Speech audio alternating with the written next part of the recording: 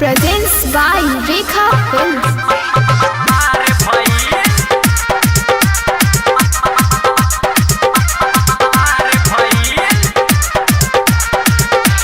Presents by Rekha Films. Patna से जब चललू गोरिया बेतिया में विश्राम भइल। पटना से जब चललू गोरिया बेतिया में विश्राम भइल। पता चलल जब सिकटा बजरिया बलथर भावरा में मारे भइल।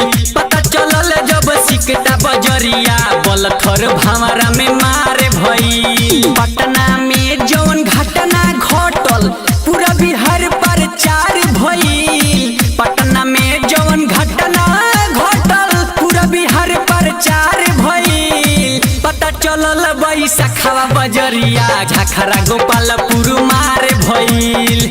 पता चलल बैसाखवा बजरिया झखरा गोपालपुर मारे भइल।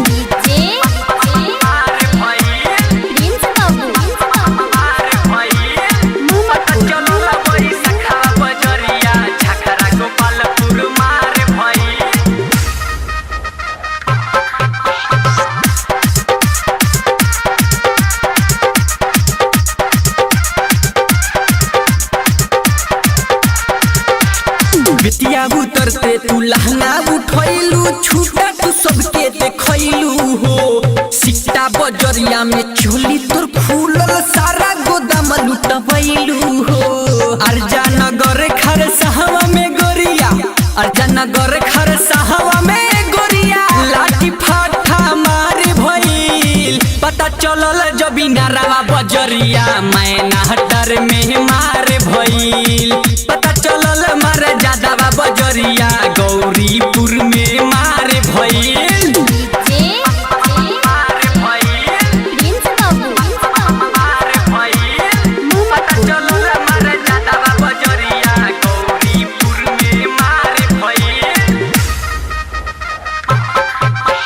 Rekha Digital Recording Studio, Bettiya.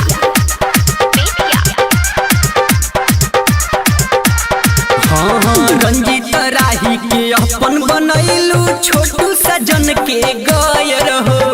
राजा महाजन के छेना तू खैल मोधा के संगे कैलू सयर हो। झुमका बेहरी में गोली चलवैलू झुमका बेहरी में गोली चलवैलू बलथरे फाइयार भइल। तोहरे बारे में गाके ये गोरी रंजीतवा स्टार भइल।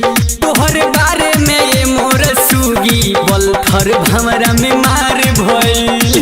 Rekha Digital Recording Studio, Bettiya.